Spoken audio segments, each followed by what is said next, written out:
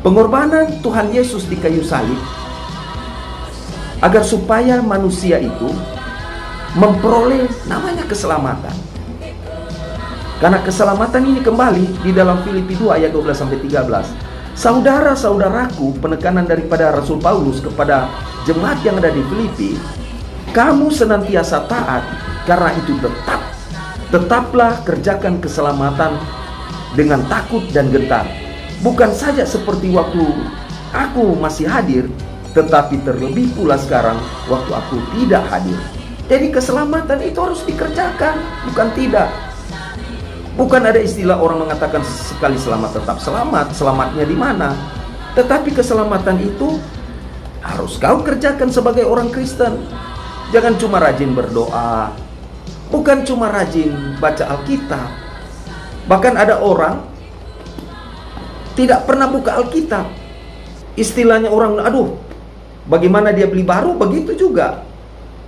Nah, ada orang juga dia punya Alkitab, dia cuma simpan sampai berdebu. Tetapi ingat Bapak Ibu Saudara sekalian, kita belajar firman, kita rajin berdoa, tetapi kita harus melakukan setiap apa yang diperintahkan oleh Tuhan. Tuhan Yesus adalah pokok keselamatan bagi kita umat manusia. Di dalam kitab Ibrani 5 ayat 7-9 dikatakan, dalam hidupnya sebagai manusia, ia telah mempersembahkan doa dan permohonan dengan ratap tangis dan keluh kepada Dia yang sanggup menyelamatkannya dari maut. Dan karena kesalehannya, ia telah didengarkan, dan sekalipun ia adalah anak, ia telah belajar menjadi taat dari apa yang telah dideritanya. Dan sesudah ia mencapai kesempurnaannya ini, ayat ini, ia menjadi pokok keselamatan yang abadi bagi semua orang yang taat kepadanya. Ketika Tuhan Yesus mati di kayu salib, Tuhan Yesus mengatakan tetelestai, sudah selesai.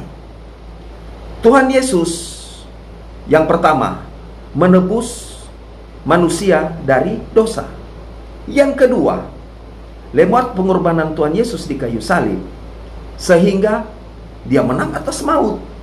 Maut tidak berkuasa. Disinilah kita belajar. Kita belajar dan belajar. Lewat pengorbanan Tuhan Yesus di kayu salib, coba kita lihat murid Tuhan Yesus. Sampai Rasul Paulus mengatakan, mati adalah untungku. Kenapa? Karena mereka tahu untungnya, maknanya daripada salib itu. Betul, salib adalah penderitaan. Salib artinya beban yang kita pikul. Tetapi jika kau tempatkan Yesus Kristus di dalam kehidupanmu, apapun itu tidak akan sia-sia. Yesus mati bagi kita manusia, bagi saya, Bapak Ibu Saudara sekalian, tidak sia-sia. Ketika kita ditebus mahal oleh darah Tuhan Yesus, sehingga kita diselamatkan, mari kita lihat, kita memaknai makna kematian daripada Tuhan Yesus Kristus. Jangan hanya sebagai simbol saja. Kita buka hati kita. Kita harus buka pikiran kita. Kita harus menempatkan bahwa Tuhan Yesus ada dalam kehidupan kita. Kita harus bertobat. Kembalilah ke jalan Tuhan. Kehidupan kita ini diuji. Selama kita hidup di dunia, berarti masih ada waktu bagi kita. Karena kalau kita sudah diberikan waktu, kita tidak gunakan sebaik-baiknya, ya sangat menyesal. Kita dengan susah payah kita beribadah, dengan susah payah kita berdoa, dengan susah payah kita berbuat baik. Tetapi kalau kita meninggalkan jalan keselamatan itu, tidak ada gunanya Bapak Ibu Saudara sekalian. Iman tanpa perbuatan adalah sia-sia. Iman tanpa perbuatan adalah mati. Keselamatan hanya ada dalam Yesus Kristus, tidak ada di luar Yesus Kristus. Selain hanya ada di dalam Yesus Kristus. Dalam Kisah Para Rasul 4 ayat 12 dikatakan, dan keselamatan tidak ada di dalam siapapun juga selain di dalam Dia. Sebab di bawah kolong langit ini tidak ada nama lain yang diberikan kepada manusia yang olehnya kita dapat diselamatkan. Cuma ada di dalam Yesus Kristus. Di luar Yesus Kristus tidak ada keselamatan. Dasarnya Yesus Kristus.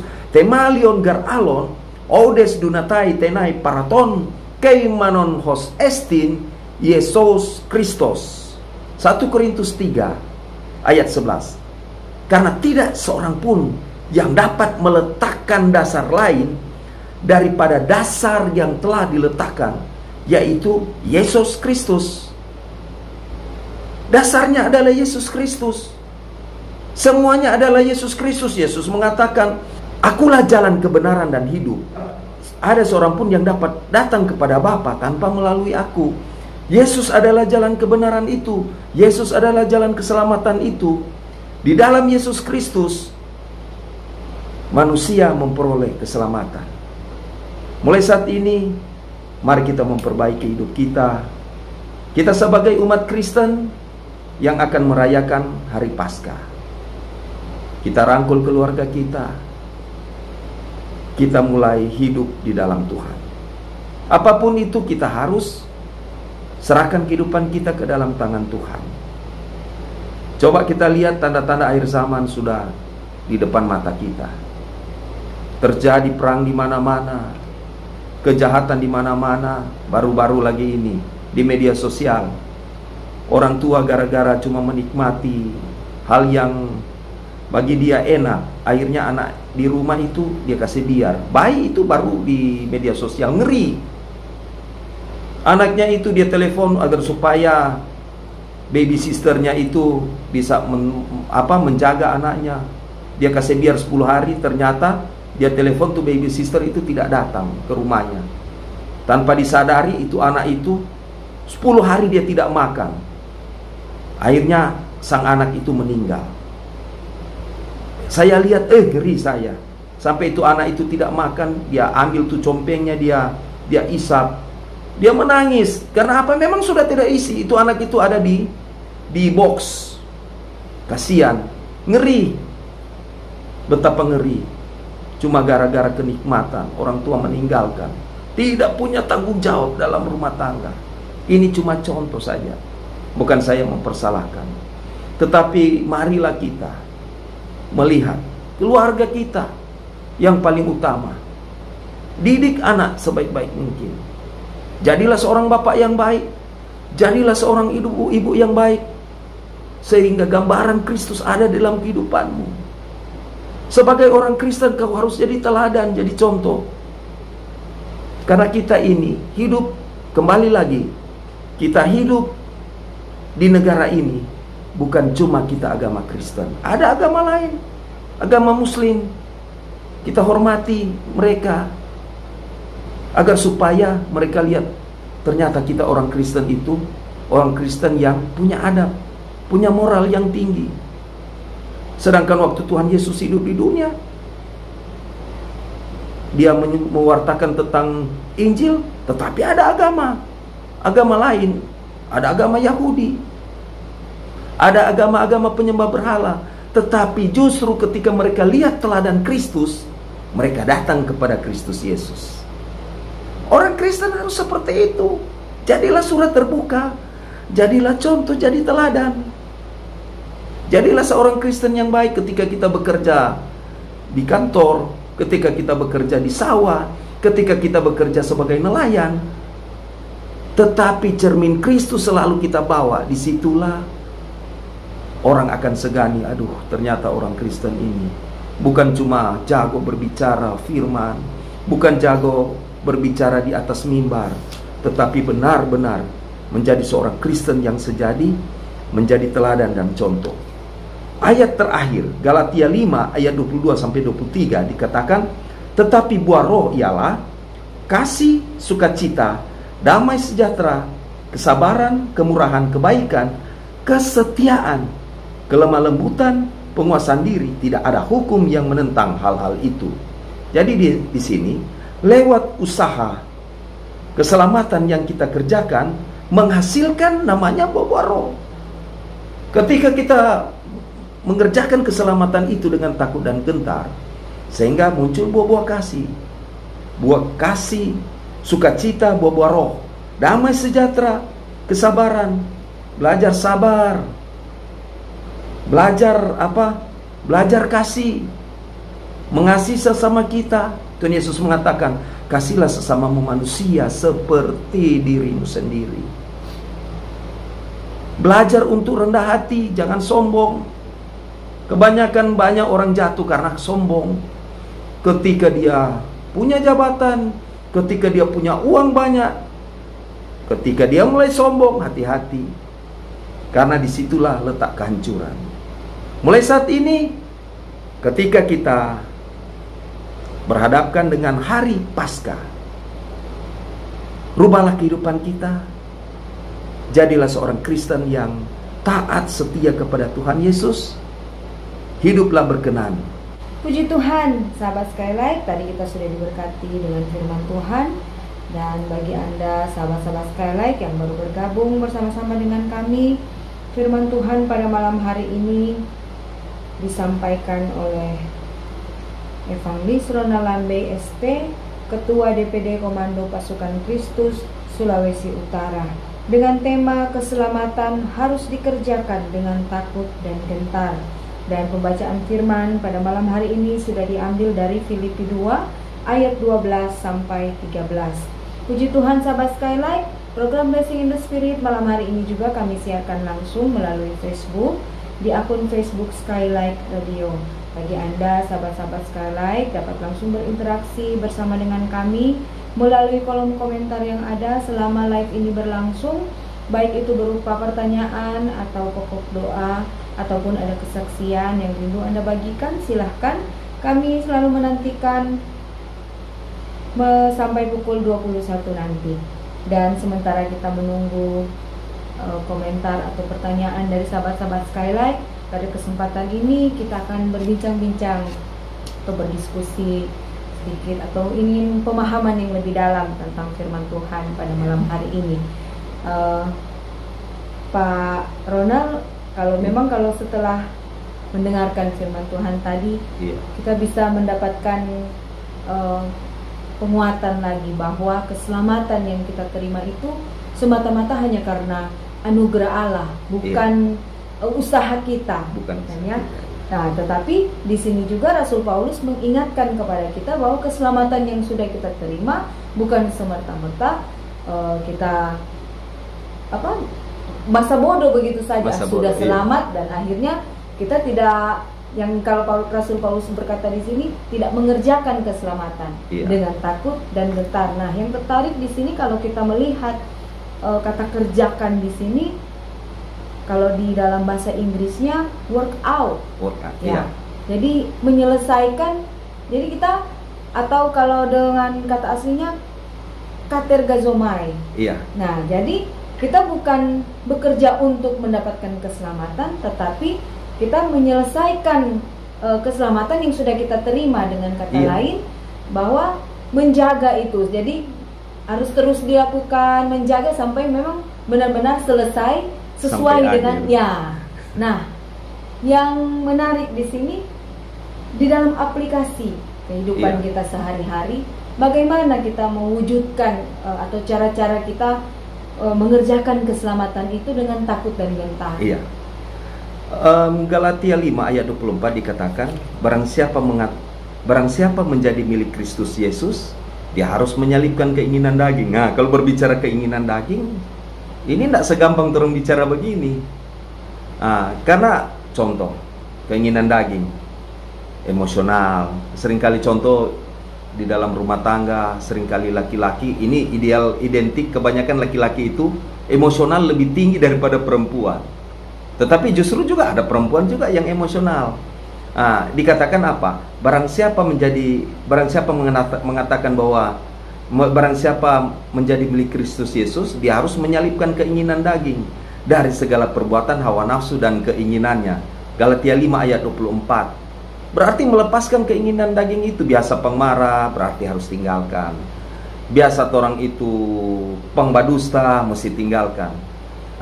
Jadi bukan saja orang ini cuma pendengar firman, tetapi orang itu harus melakukan. Makanya Roma 10 ayat 17 mengatakan iman timbul dari pendengaran, dan pendengaran akan firman Kristus. Jadi ketika orang mendengarkan firman, tetapi firman itu masuk di dalam hati kita, di dalam pikiran kita, sehingga apa? Itu menghasilkan perbuatan yang baik. Ortopraksianya, cara hidup harus benar. Ajaran benar, ortodoksia. Ortolatria ibarat kita benar, tetapi cara hidup yang tidak benar, ya percuma.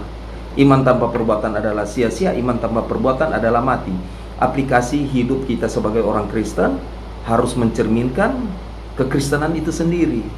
Makanya 1 Yohanes 2 ayat 6, barang siapa mengatakan bahwa ia ada di dalam dia, ia wajib hidup sama seperti Kristus telah hidup. Oh, kita orang Kristen, kita kok milik Kristus? Jangan sampai Tuhan Yesus bilang, aku tidak mengenal engkau, pergilah hai kamu pembuat kejahatan. Mengenal firman, ya oke, kenal firman. Mar orang Jalai bilang begini, bagaimana dia orang Kristen? Pang memakai. Sedangkan ada misalnya contoh, ada agama seberang, dia fitnah orang, ya enggak, itu bukan menjadi cermin Kristus, tetapi harus jadi orang Kristen yang betul-betul mencerminkan Kristus. Jadi mungkin itu.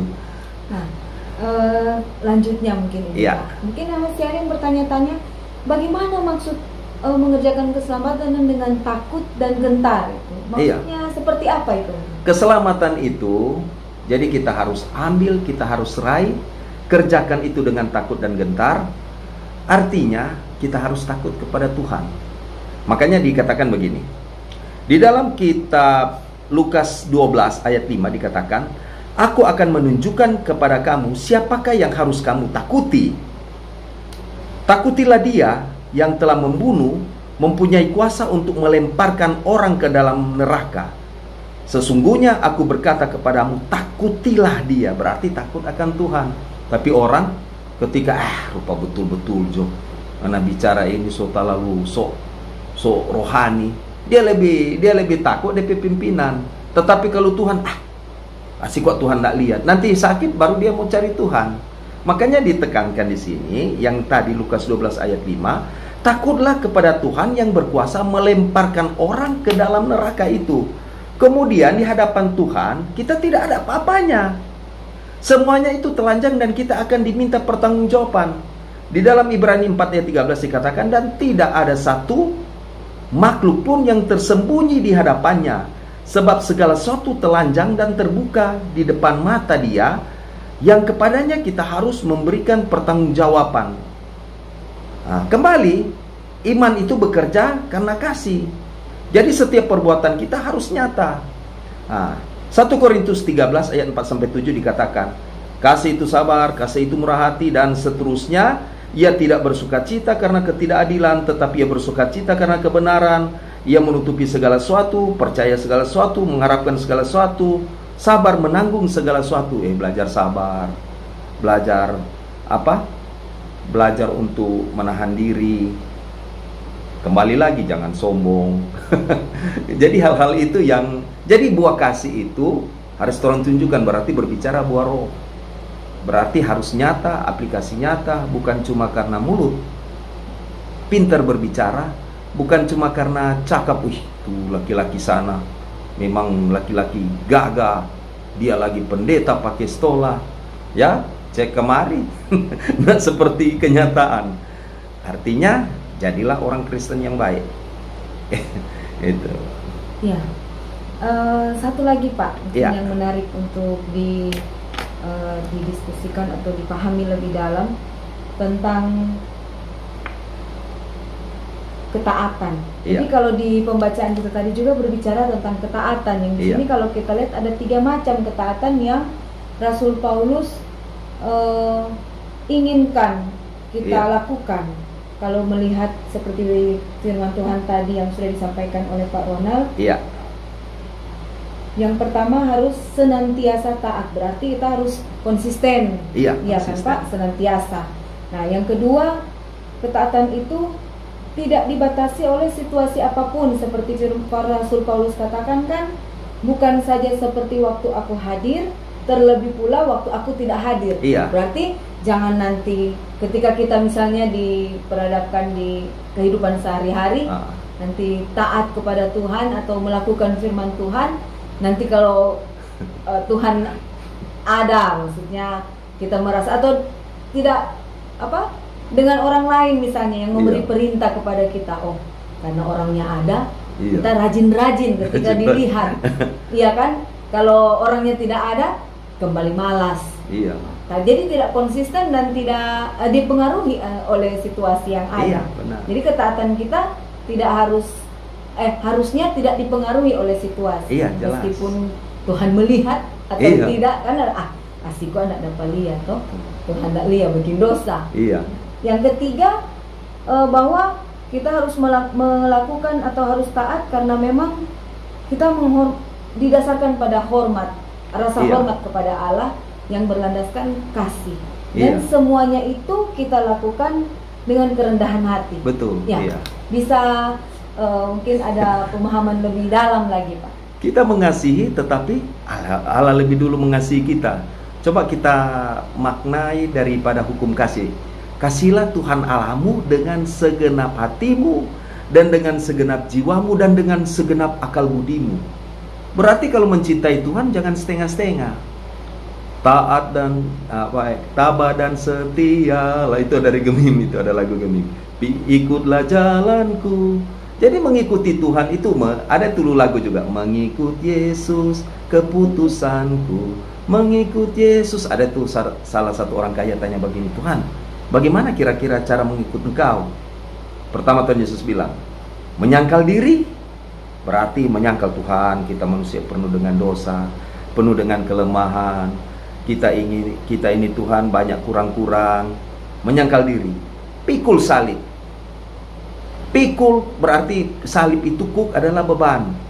Tuhan, tapi beban ini luar biasa. Tetapi karena kita Tuhan bilang mesti taat, mesti setia, kita tetap bertahan.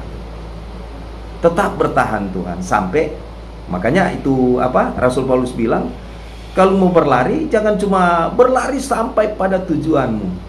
Jangan cuma lari semua dekat di garis finish, so lelah, sudah. Nak sampai di garis finish. Jadi usahakan orang itu mesti mengejar keselamatan itu. Menyangkal diri, pikul salib, ikut Tuhan. Mengikut Tuhan jangan ada embel-embelan, ikut saja. Karena apa? Enak ikut bersama Tuhan. Karena ketika kita mengikut Tuhan, ketika kita mempertahankan itu keselamatan, ketika kita menjadi orang pilihannya, berarti apapun yang orang lakukan itu tidak sia-sia. Siapa bilang orang beribadah tidak ada DP jaminan keselamatan? Siapa bilang Pak Ronald ini ada datang di Skylight bawa firman tidak ada guna? Semua ada gunanya. Tuhan mencatat. Oh, Pak Ronald ini ada datang khotbah di sini. Dia catat. Makanya dikatakan segala sesuatu yang orang kerjakan, orang penama itu dia catat. Nah, jangan sampai orang sendiri tidak ada di kitab kehidupan. Wahyu 20 ayat 15 dikatakan, dan setiap orang yang tidak ditemukan namanya ditulis dalam kitab kehidupan itu, dia akan dilemparkan ke dalam lautan api itu. Ya, so setia, so rajin-rajin ibadah, so ini. Akhirnya apa? Orang mundur, tidak sampai di puncak keselamatan. Akhirnya istilah orang bilang, ya tidak sampai, sudah cuma sampai di neraka. Artinya orang keselamatan itu kembali harus dikerjakan dengan takut dan gentar. Berarti orang mesti sabar, banyak-banyak sabar. Walaupun Om sabar itu tidak sesabar seperti panjang sabar, tetapi tetap sabar, tetap setia. Ketika orang setia, paling orang semua akan menuju pada keselamatan surga yang abadi.